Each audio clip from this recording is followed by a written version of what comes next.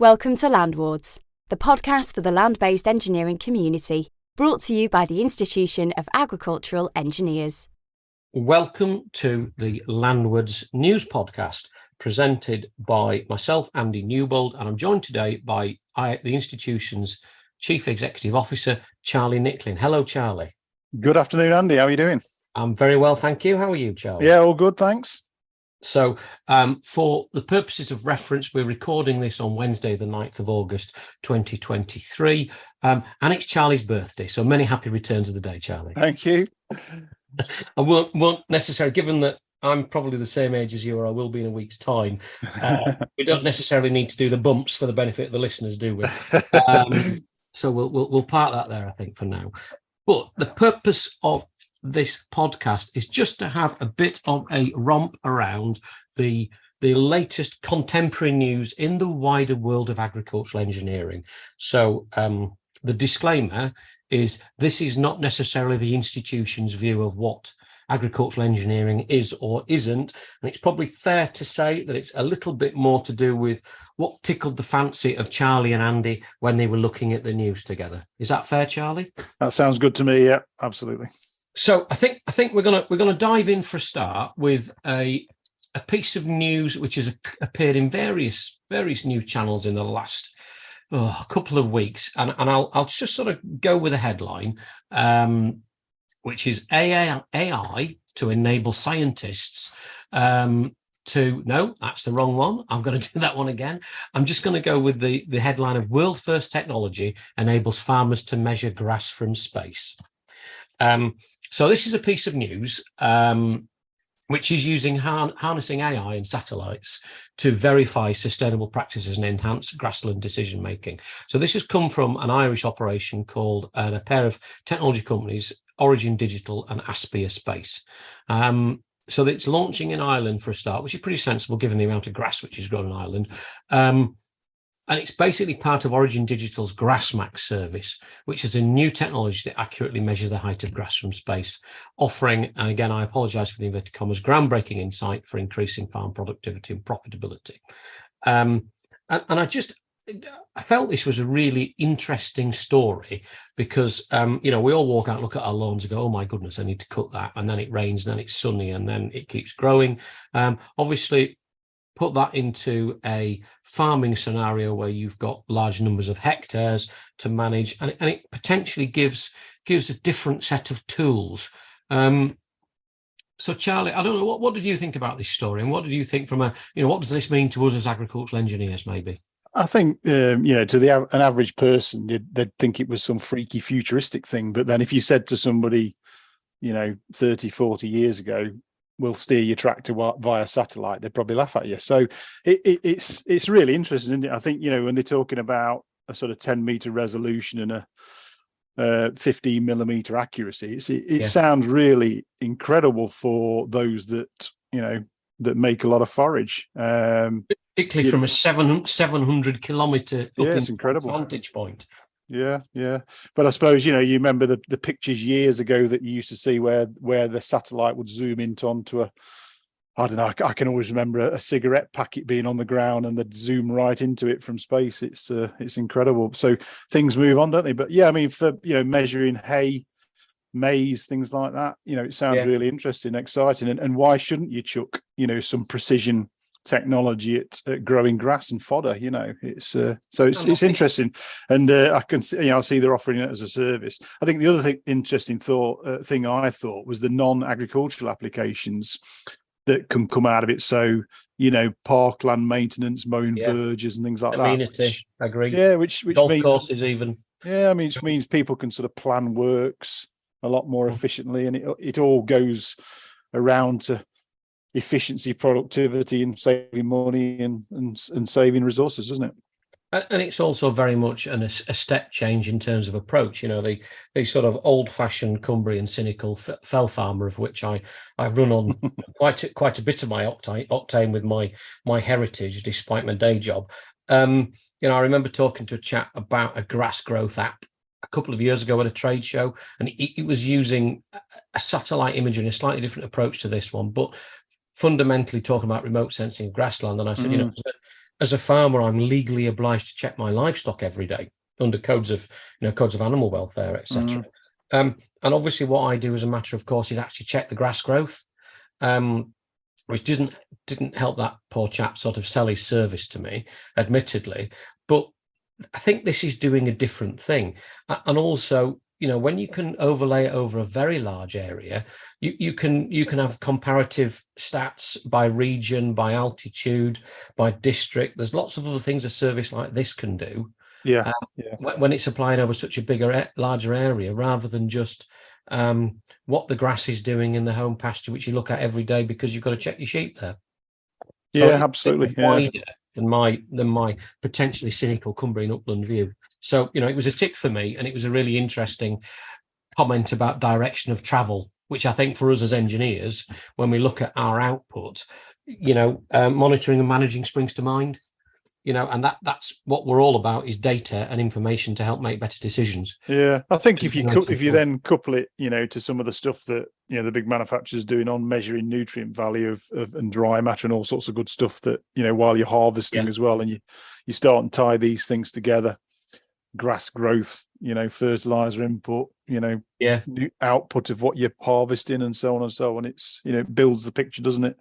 There's a definite correlation, or potentially patterns can be identified between those things, which, as you say, has got to be a good thing. Got to be, hasn't it? Yeah. If you're shoveling the buckets of nitram on at the moment at £600 or £700 a ton, being able to reduce your carbon footprint and point it where it's needed has got absolutely. Slurry, manure, fertilizer, whatever. Right. So moving on, Charlie, your next subject is. This nice new shiny tractor from Class, which I've seen in the headlines. So that's a real interesting move with the Xerion, the new generation Xerions. Really going after this. Give us the backstory then, Charlie. What do you get if you go and buy a new Xerion? Yeah, so basically, it's 650 horsepower, non-articulated Xerion on tracks or tires, which is looks to the uninitiated like a big four-wheel drive quad track style machine, or 9RX, or whatever takes you fancy. And because it's non-articulated, how does it steer then? Yeah, so four-wheel steer, rigid frame, cab in the middle, Xerion style. So they've taken that across from the Xerion. It's probably the most powerful CVT tractor I think on the market. I think it's 650 odd horsepower. Yeah. With the CVT, I don't think anybody's making anything as big as that. I think on the quad tracks, when you have a CVT transmission, they only go up to 540. And obviously you've got Fendt there at 500 with their 1000 series, and I think John Deere probably run up to probably. Can you get an 8RX? Can you get an 8? Yeah, I don't think they're running up at that sort of power. Yeah, they're into power shifts. I don't think you can get a 9RX with a CVT. I think they're they do run them, but not at that sort of power. So it's a big power machine. Obviously, CVT in a tractor like that, you're extracting every ounce of traction and power you can get out the thing. Very low revving, 3100 Newton meters of torque at 1300 RPM. So it's a real low slugging Merc engine that's used in their foragers and combines. I think the other thing is the massive hydraulic pump output. I mean, it's mind-boggling. 537 litres a minute of hydraulic oil coming out of the thing. So so tires 50k, 40k on tracks. Interesting machine. I think it's got some tough competition because obviously that sort of power and style of tractor, you'd probably argue quad track rules, Case IH quad tracks, and Deere obviously try and get in on that action with their 9RX and 9RT machines. So tough competition for that, because that big horsepower tractor market tends to be ruled by the red ones and the green ones, doesn't it? And there's also, you do hear people shouting from the sideline saying, well, why the hell? And in fact, someone asked me this about a class area a long time ago while recording it for a radio program. Why does somebody need a tractor this big? And of course, the key point is a tractor this big may replace 2 or 3 smaller ones. And when you start to look at sort of, units of fuel expended per hectare of output, they start to look attractive, which in turn rolls back to, carbon footprint. And again, this thing is alive with technology. It's got ISOBUS. It's got online and offline task management, auto steer and guidance, section control, variable rate application, all within the existing terminal within the unit. So, and it's got telematics. So there's a lot of tech on something this big, which will help minimize, to the outside looking in or to the outside listening.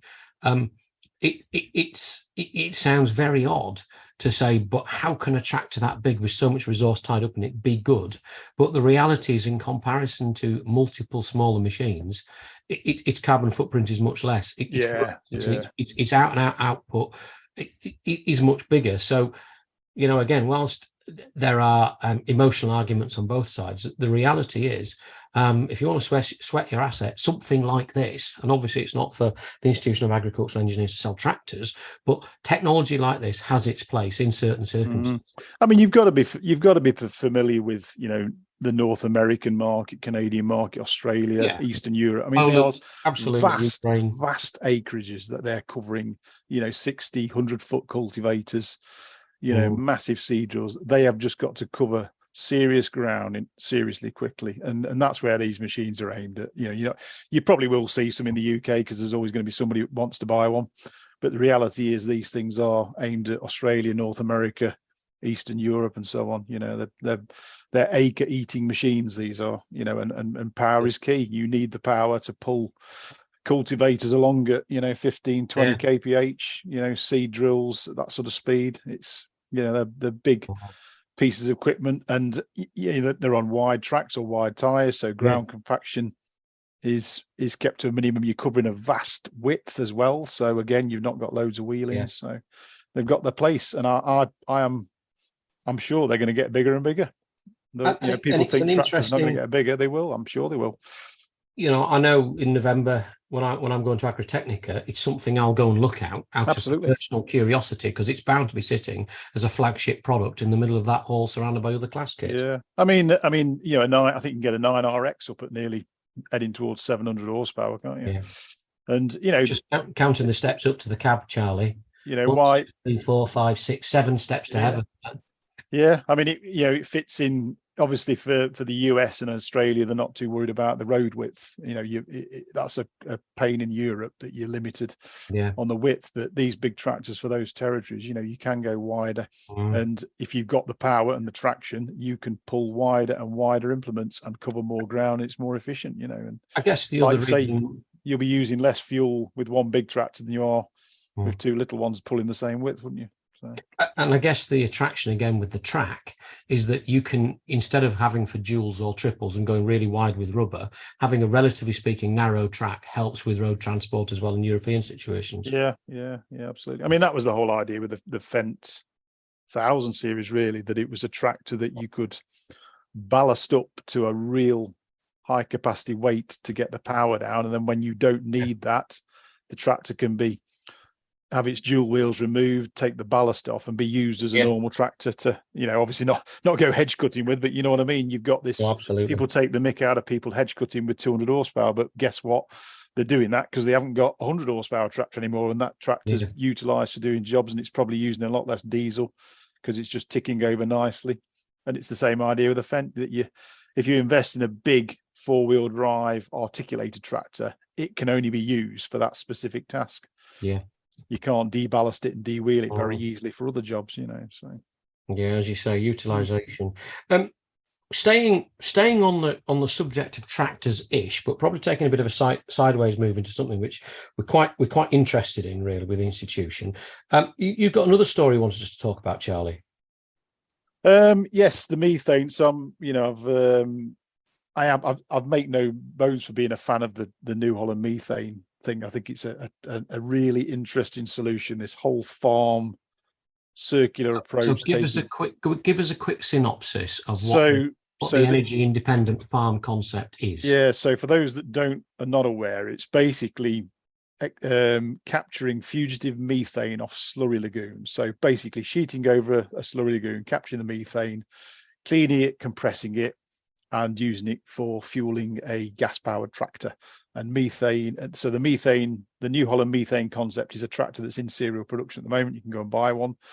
And they're just starting to roll that out. So the story that's in the news at the moment is that rollout in Brazil, which is really interesting, and it's good to see it being rolled out around the world, and I do hope it's successful for him. It's a bold move, but it's a really interesting concept, and I think the fact that you're stopping this fugitive methane, which is really damaging from the environment in the first place, and then being able to use it for something else to power equipment it sounds a great idea.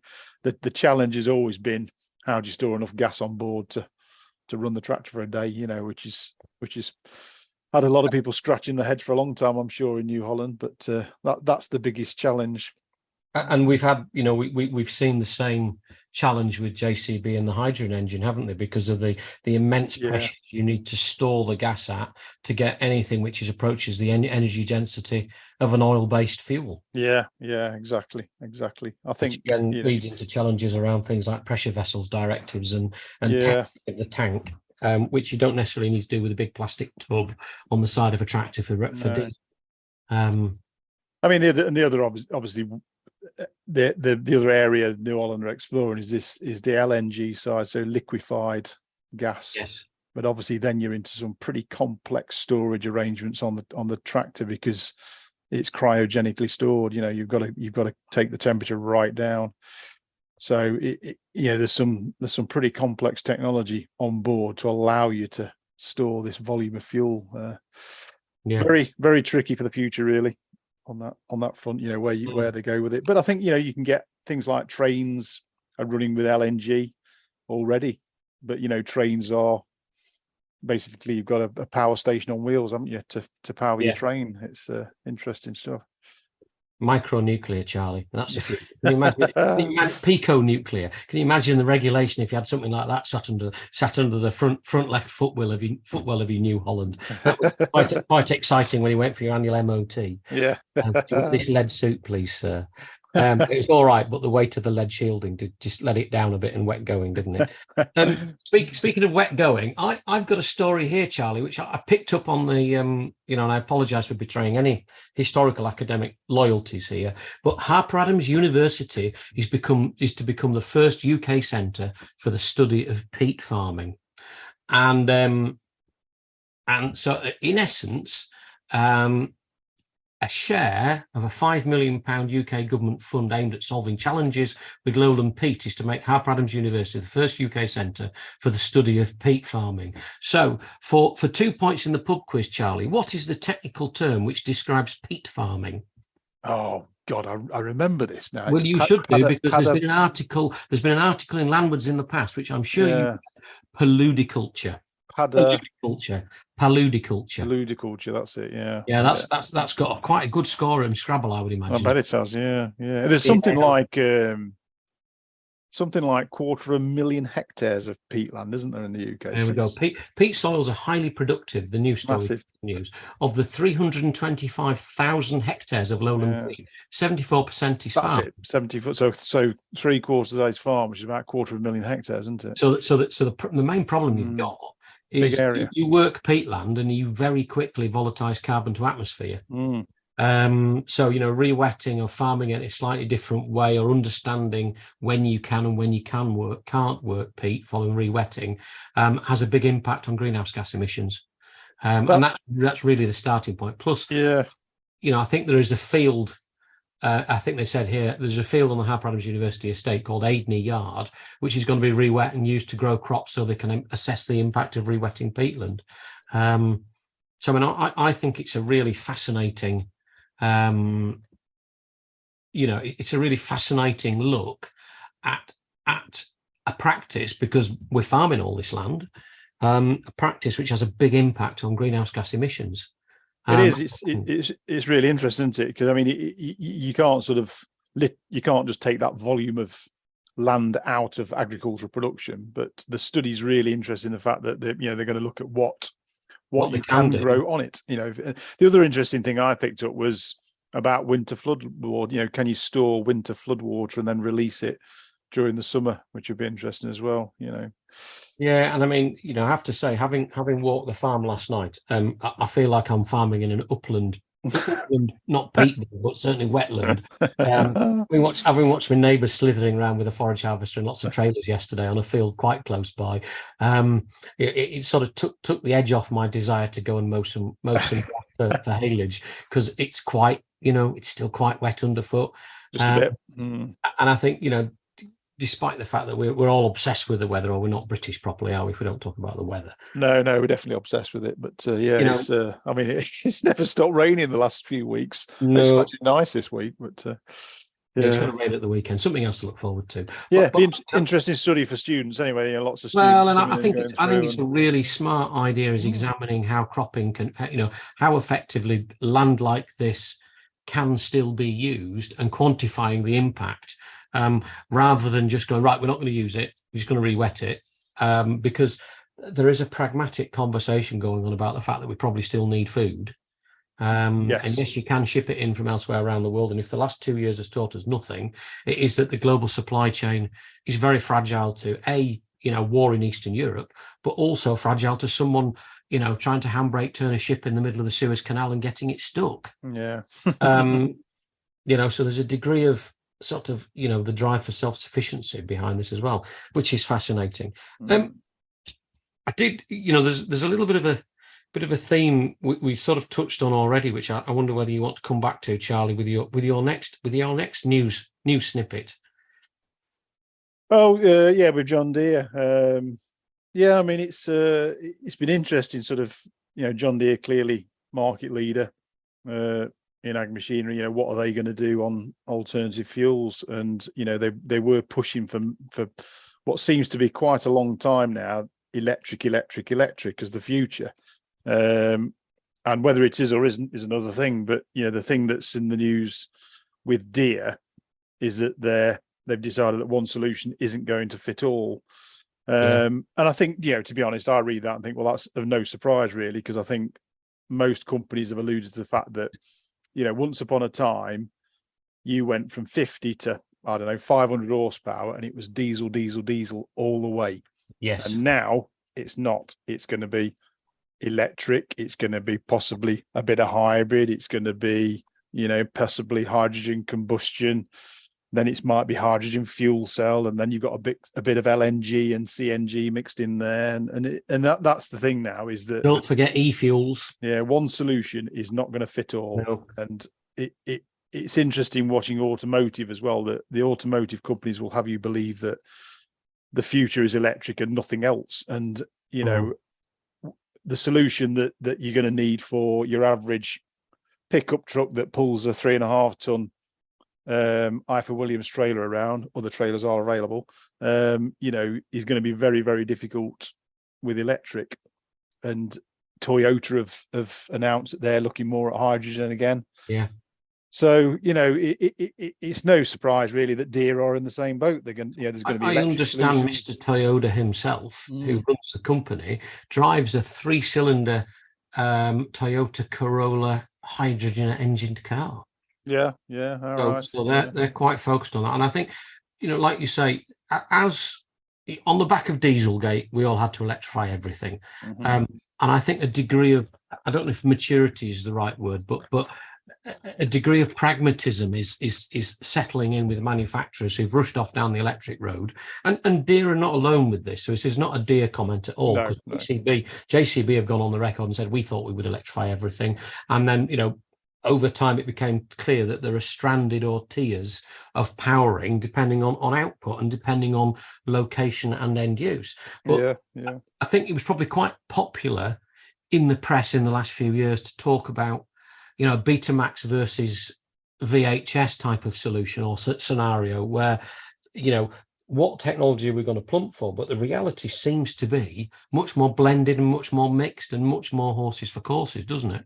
I think it will be. And I think the issue that you can see from that is the economies of scale. So if you look at large agricultural equipment, the power units in those machines, they're not the same as on highway stuff, but it shares a lot of componentry. So the componentry that goes into making diesel engines for trucks, it is similar stroke the same technology that goes into making tractors and combines. And if you then start having to go down a different technology route for specific machines, you lose that economy of scale, and guess what, price goes up, and so on and so on. And there just isn't one solution now, so and that's going to happen. And I think the automotive volume is mind-boggling. It's millions and millions and millions of cars. Trucks, it's a dramatic reduction in volume compared to cars, and they've got to choose a technology route for trucks, and that's going to be different, because your 7.5 ton, I don't know, bread van that delivers your bread around towns is probably going to be electric, but then your 44 ton long haul truck that's driving transcontinental, well, what's that going to be powered by? And you could probably argue it's probably going to be a hydrogen fuel cell if what you read and hear in the HGV world is right. They'll go down the fuel cell route. So there's going to be different technologies. Buses, inner city buses, probably going to be electric. Long haul buses like your Midland Express things that go up and down the motorway, probably going to be fuel cell.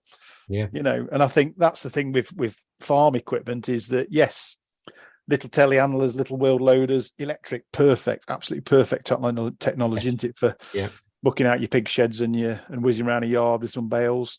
Your big 750 horsepower quad track, well, that's not going to be electric, is it? It's not going to have it's going to have a very, very robust extension cable. And you've got to remember, when I do my figure of 8 on the headland with the disc, the first thing I want to do is go through the cable, because I've forgotten to lift it out of the ground. At which point it'll be a very embarrassing call back to my local dealers.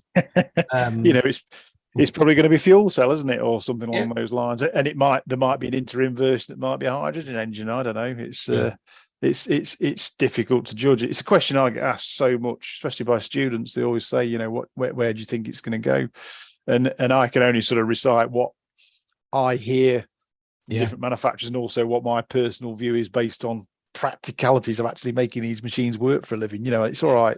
You end up with loads of discussions with automotive experts that just think everything should be electric. And you say, well, how do I power my 250 kilowatt tractor for flipping 14 hours a day in the middle of a field then? And, you don't get much of a response. It clearly isn't going to be electric, is it? I saw an interesting excavator video, probably a 20, maybe 30 ton excavator that had lift in, lift out battery packs.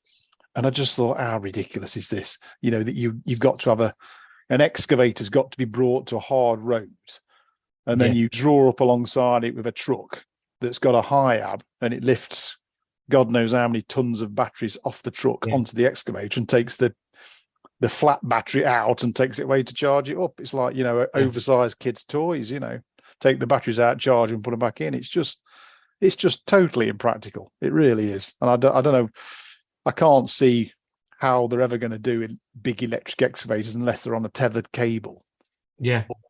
Or they've got the infrastructure in there to charge them, so interesting times. So absolutely, no surprise, blend of technologies to suit the different solutions. I mean, combines are a good one, aren't they? What do you do with a combine a big combine now, 500, 600, 700 horsepower, used for how long a year? Month and a half. Parts in the shed, about 15 days. What do you do with that? Do you have a battery pack that you charge up and then you can use it in other machines? If it had been made by Makita, obviously you just drop them out and then put them into your seed driller, your muck. Exactly. Is that a solution? I mean, I can remember having discussions in JCB about things like that. Could we have a removable battery pack in a machine, to try and reduce the cost of batteries? And can you have it with forklift tying holes so you can slide it in, slide it out, and connect it up? And we had all those discussions about electric equipment. And it comes back to the practicalities of how you actually do it, There is also, this, and we've seen this, change comes about slowly. And change is usually either driven by legislation or cost, and a bit of both. And certainly, there's been a lot of market research done with end users, particularly say in construction and in agriculture, if I refer back to some of JCB's work, where the feedback has been, we want something broadly analogous to diesel, and that's a cost and a technology comment, because actually there are specific characteristics of diesel engines which end users need to have, like transient response. In other words, how quickly does it respond when you put the foot on the throttle? Which is really what buggered the sorry, pardon my French mother, which is really what did for the hydrogen fuel cell idea, because its initiation time from pushing the hydrogen through the matrix to generating the electricity to driving the electric motor was in tens of seconds rather than immediate. So there are a lot of subtleties. And it's easy from the outside to look in and go, oh, it should be that. But the reality is, big proper global manufacturers like Deere, CNH, Versatile, Cummins, Perkins are scratching their heads and casting around saying, what will work here? Because, what society probably can't do is retreat to the hills and slowly die. We need technology. We do. Technology which tackles stuff, really, which of course brings us back to the world of agricultural engineering and what we're all here for. That's like a seamlessly closed there, Charlie. Do you see how I brought that rambling conversation to an end? Brought it home. I think that's kind of brought the news round up to the end of what I've got on my list, Charlie. I don't know if there's anything else you want to talk about. Have we got time? Have we got time to talk about listening to bugs and worms? We could do it. This is like Radio 4 now. This is the and finally bit, isn't it? Shall I do the and finally? Go on then. AI to enable scientists to monitor the impact of farming on biodiversity. So the UK Centre for Ecology and Hydrology will be deploying solar-powered biodiversity monitoring stations comprising camera traps and acoustic recording equipment at farms to monitor wildlife. Now, this is not, and please don't think this is Charlie and I sort of sniggering up our sleeves at this, but it's really to do with monitoring the effectiveness of things like on-farm environmental peatland restoration schemes by means of recording footprints, tweets, noise, and looking at and being able to quantify the impact of the measures which are put in place. So here we go. Stations will be placed in areas of the farm that do and do not have agri-environment measures and will be used to measure the impacts of these schemes on species populations. Researchers will then use AI software to identify species from the photographs or recordings of their calls. So it's quite an interesting use of technology. And whilst you might go, well, hold on a minute, this isn't agricultural engineering. The reality is this is about measuring the impact of measures which are being taken. And within an agricultural and a production situation, it's equally valid. Yeah, I mean, it is. You measure water quality, you measure air emissions. Absolutely. Any decent farmer knows how important the soil is, and you want to know what's going on in the soil. We know that, what goes on under the soil is incredibly important, when you see good soils and bad soils. So why shouldn't you want to know what's going on? And if we can use technology to, understand that more, then it's got to be a good thing, hasn't it? So, you can snigger at it, but it's another tool of information that can be provided to somebody to, on their soil health. How good's their soil? It's live monitoring, isn't it? Yeah. And I mean, at the risk of making it look like we'd actually thought about this content, one of the other things in this news story is that the study will take place at 4 pairs of farms in Dorset, Wiltshire, Oxfordshire and Northamptonshire to compare the impact of agri-environment schemes. 2 peatland sites, one of which is being farmed, another which is being restored in Cambridgeshire. So, there's quite a lot of crossover with some of this tech, with what we're trying to do in terms of identifying measures and then working out whether they're working or not. Yeah, and it's bugs. It's above the soil as well, and it's bugs and things. And everybody knows how important things like bees are. So it's quite hard to count bees in my experience. They don't stand still. So being able to measure the buzz. There's probably a phrase about selling the sizzle, not the sausage there, but being able to measure that is a good thing. So yeah, absolutely. I think I'll try again now, Charlie, to say that's it for today, and I'm going to wrap up. But I think there's some really interesting things happening in the news, and I'm grateful for the chance for you to spend some time, Charlie, for us to just work our way through and have a chat about what it means in our world of agricultural engineering. Yeah, absolutely. Just shows you just how diverse the subject is. It's never ending. Yeah. I don't know whether now's a good time for you to do a quick advert for the conference in November, Charlie, but just to put you on the spot and make you hot from foot to foot, here you go. Yes, absolutely. So this year we're back to an online version. I think we do get some positive comments about going online because it does open up this accessibility to people who can't normally travel to things. So we will alternate. So this year it's online. We've got speakers from AGCO, vertical farming specialists and horticultural experts talking about productivity, efficiency, sustainability, all that good stuff in agriculture. So November the 1st, if I've got that correctly. We just announced it, so you can start booking on our website now. Free to members, of course, but available to non-members as well for a very, very small fee. A modest fee just to help us do what we do. Looking forward to it. Be good. Some good speakers. Yeah. So on that fine note, thank you very much to Charlie Nicklin, the Chief Executive Officer of the Institution of Agricultural Engineers, for joining me for Landwards News Update. And I have been your host, Andy Newbold, editor of Landwards. Thank you very much. Thank you, Charlie. Absolute pleasure. Thank you. And we will say goodbye. Goodbye. Bye-bye. For more information, visit www.IAgrE.org.